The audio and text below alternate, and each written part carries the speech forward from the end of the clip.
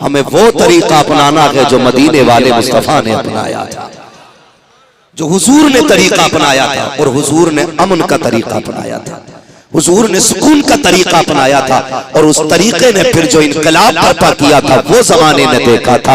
आतंकवाद का दौर भी आप देखें, जब अमन का पैगाम लाने वाला मेरा नबी गलियों से चलता था, लोग कांटे बिछाया करते थे, रास्तों से गुजरता था तो लोग पत्थर मारा करते थे, लेकिन उसने कभी बद्दुआ के लिए हाथ नहीं उठाए, कभी उसने मुड़ के गालियां नहीं दी थी। लेकिन इस सब्र से जो इनकलाब आया था, तारीख गवाह है कि लोगों ने जब जुड़ना शुरू किया था, इतने जुड़े, हद तो ये हो गई कि जो इस्लाम मिटाना चाहते थे उनके घर में इस्लाम का बोलबाला होने लग गया। जो इस्लाम के खिलाफ भौंकते थे, इस्लाम उनके घर में आ गया था। ये तारीख का बाप दुनिया जानती है कि वो हजरत उमर फारूक आज़म, जिनका इस्लाम में भी जवाब नहीं, जिनका कुफ्र में भी जवाब नहीं, जो रातों दिन ये कोशिश करते थे इस्लाम को कैसे मिटाया जाए, मुसलमानों को कैसे रोका जाए। एक दिन थक गए, फिर फैसला किया था चलो मैं भी चल के इस्लाम के पानी का सर काट देता हूँ, जब ये ना होंगे तो इस्लाम ठहर जाएगा। ये सोच के घर से उमर निकले हैं। किसी ने कलाई पकड़ के कहा था उमर तेवर बदले हुए हैं, अंदाज बदला हुआ है, जा किधर रहे हो। तब हजरत उमर ने कहा था आज मैं इस्लाम के पानी का किस्सा खत्म करने जा रहा हूँ। सामने वाले ने मुस्कुरा के कहा था उमर उधर बाद में जाना, पहले अपने घर की भी खबर ले ली जाए। कहा मेरे घर में क्या हुआ है? कहा तू जिस इस्लाम को मिटाना चाहता है वो इस्लाम तेरे घर में आके मुस्कुराने लग गया। मैं ये कहना चाहता हूँ आप तारीख पढ़िए इस्लाम की और समझने की कोशिश कीजिए और समझे कुरान क्या, समझे कुरान क्या। फौरन कदम रुक गए, फौरन रुके। मेरे घर में कहा कौन? कहा तुम्हारी बहन। कहा अच्छा, कहा पहले बहन से निपट लेते, खुदा हम ऐसे ही इश्क की तौफीक अता करे, पहले बहन से निपट लेते। गए कहां? बहनोई के दरवाजे पे। जानते हो इस अंदाज से दरवाजा बजाया था कि बहन ने धमक से पहचान लिया था उमर आ गए। ये कंडीशन हजरत उमर की, ये कंडीशन, धमक से पता चल गया था उमर आ गए। कहा सुनो उमर आ गए, छुप जाओ। बहन ने दरवाजा खोला, हजरत उमर ने ना पूछा ना सुना, मारना शुरू कर दिया। मारा, मारते मारते थक गए, रुके ना। तो हजरत उमर ने कहा, बहन ने कहा उमर मारते क्यों नहीं? कहा सांस ले लो। कहा जितना चाहे मार ले, अगर तेरी रगों में खत्ताब का खून है ना तो मेरी रगों में भी खत्ताब का खून है। जितना चाहे मार ले मगर हुजूर का दामन नहीं छोड़ा जाएगा। जब ये जुमले सुने ना, पिटने वालों की बातें देखो, अक्सर मारने वाले फातेह कहलाते हैं। और ये इस्लाम की खूबसूरती है प्यारे, पिटने वाला कह रहा है जितना चाहे मार ले, हुजूर का दामन नहीं छूटेगा। जब बहन ने इतनी बात कही कहा अच्छा वो कुरान दिखाओ जिस कुरान को तुम पढ़ रही थी। तो फिर बहन भी उमर की बहन है, कलमा हुजूर का पढ़ा है। क्या कहा था? कहने लगी उमर कुरान पाक है, तू ना पाक है। ये इस्लाम का तेवर देखे। इस्लाम वाले हक बोलने से पीछे नहीं हटते, झूठते ही कह दिया उमर कुरान पाक है और तू नापाक है। कुरान पढ़ना है तो पहले गुस्ल कर। हजरत उमर ने गुस्ल किया, कहा अब ला के दिखाओ। जब कुरान पाक पे निगाह पड़ी ना और कुरान पाक की आयतें देखी तो आंखें बरसने लग गई। कहने लगे अब वहां ले चलो जहां तुम्हारा महबूब रहता है, जहां तुम्हारा महबूब रहता है वहां लेके चलो।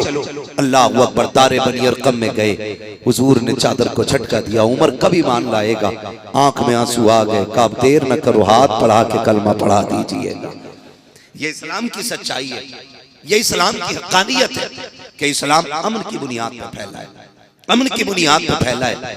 हमें हुजूर के इस किरदार को नजर में रखने की जरूरत है। इंशाअल्लाह उम्मीद करता हूं किसी के बहकावे में आने के बाद हमें कोई ऐसा काम नहीं करना है जिसकी बुनियाद पर, जिसकी वजह से हमारी जिंदगी हमारे इस्लाम पे कोई उंगली उठाए। करेंगे ना इंशाअल्लाह? ऐसा वादा करें इंशाअल्लाह। हाँ, मेरी बातें थोड़ी कड़वी होती हैं क्योंकि मैं फ्री में जन्नत बांट नहीं पाता हूं, और जो बांट के जाए ना उसका पता मुझे भी देना, क्योंकि फ्री की जन्नत हमें भी चाहिए। हमें तो उस जन्नत का पता है जिसके लिए हुसैन ने 72 सर कटाए, 72 सर कटाए। ये दौर उमर का है। उमर ने कलमा पढ़ा ना, उमर ने कलमा पढ़ा। किसने? जो हुजूर का सर काटने जा रहे। फिर बाहर निकले। वो सबसे पहले अबू जहल के दरवाजे पे आया। कौन? कहा उमर। उसने ये सोचा लगता कोई मशवरा लेके आया। वो जब देखा उमर खड़े, कैसे आए जानते हो? कहा सुन, बताने आया हूं मैंने हुजूर का दामन थाम लिया है। ये बताने आया वो हुजूर का दामन थाम लिया। कहां गया अबू जहल? ये क्या हुआ? उन्होंने दरवाजा बंद किया। कहा सुन, ऐलान है मेरा, अब जिसे बच्चे यतीम कराने हैं अब घर से निकल आए। अब जिसे अपनी बीवियां बेवा करानी है अब घर से निकल आए। तुमने बहुत सितम किया है नबी के चाहने वालों पे।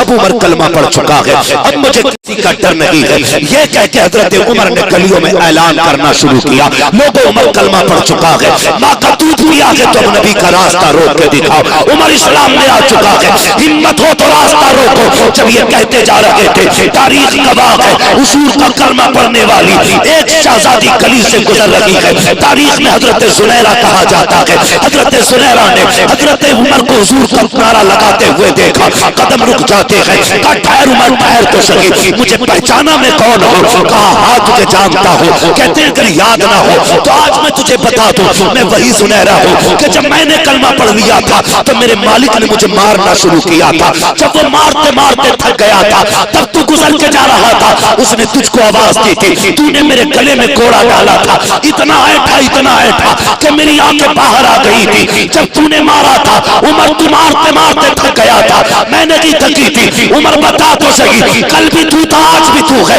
आज क्या हो गया है? कल उनका नाम सुनना नहीं चाहता था, आज उनका नारा लगा रहा है। हजरत उमर की आंखें बरस गई थी। कहा सुनो सुनैरा, कल तक देखा नहीं था, आज देख के आ रहा हूँ। हजरत उमर ने यूं कहा था, जुल्फ देखी है कि नजरों ने घटा देखी है, लुट गया जिसने मोहम्मद की अदा देखी। अल्लाह अकबर।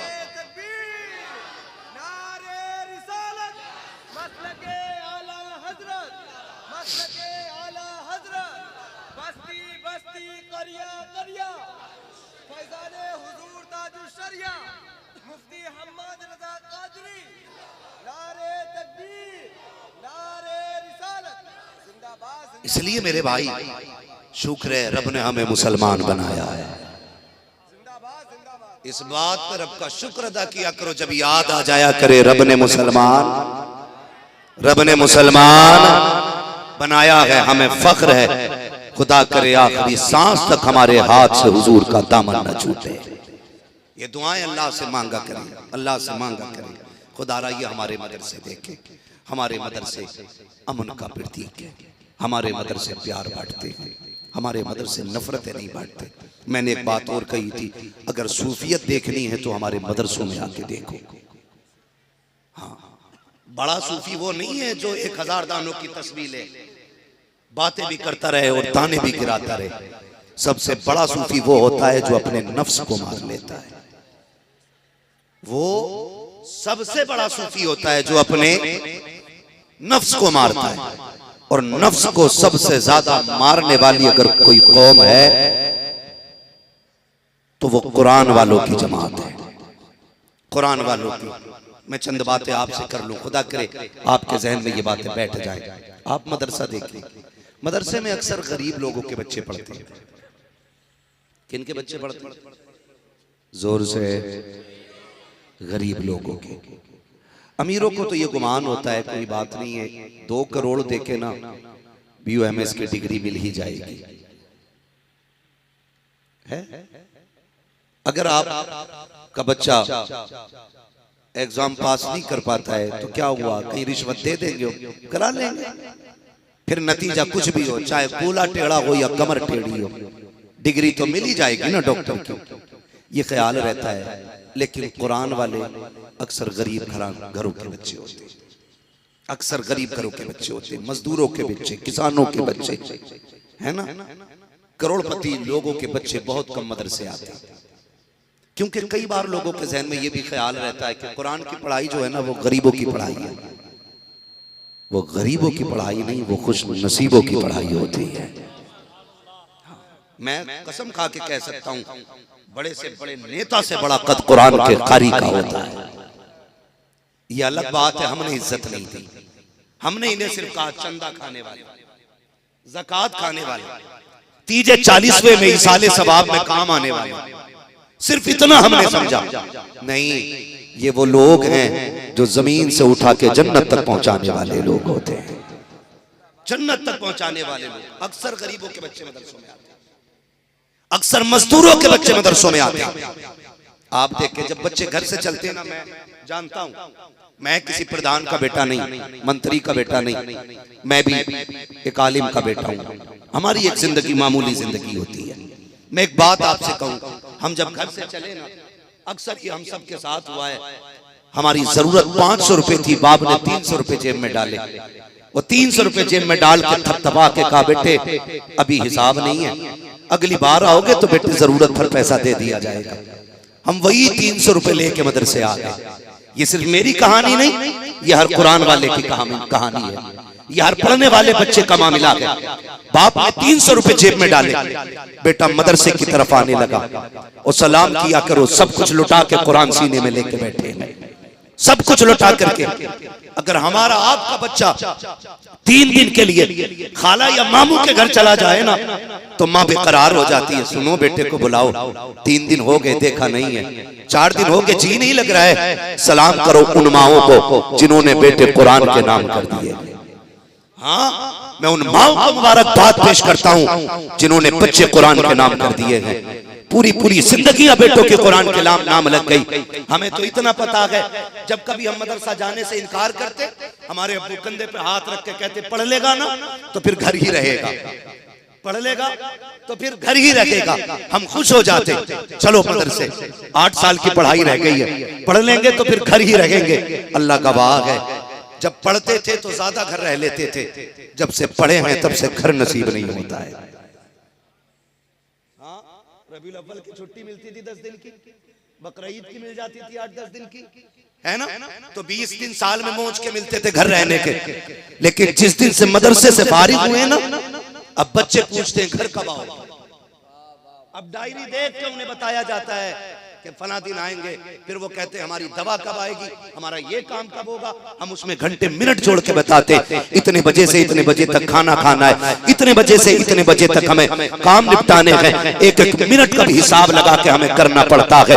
देखो तो सही, इतनी आसानी से दीन नहीं आ जाया करता। ये बैठे कुरान वाली जमात बैठी हुई है, अल्लाह की कसम खा के कहता हूँ, जब हम घर से चला करते हैं, ये कुरान वाले चलते हैं। क्या तुमने नहीं देखा माँ की आंखों में आंसू होते हैं, बाप छुप के किसी कमरे में रोता है, तुम्हें क्या लगता है ये जो महीने भर से मदरसे के अंदर है, 3 महीने से जो बच्चा वतन नहीं गया है, क्या उसे माँ प्यारी नहीं है, क्या उसे बाप प्यारा नहीं है, क्या उसे अपनों की मोहब्बत नहीं है? नहीं प्यारे, इनकी भी माँ इन्हें चांद कहती है, तेरी माँ भी तुझे चांद कहती है, ये भी बाप के जिगर का टुकड़ा है, तू भी बाप के जिगर का टुकड़ा है। लेकिन फर्क इतना है, दुनिया वालों को माँ बाप ने दुनिया के लिए इंतखाब किया है, और कुरान वालों को माँ बाप ने मुस्तफा के दीन के लिए मुंतखब किया है।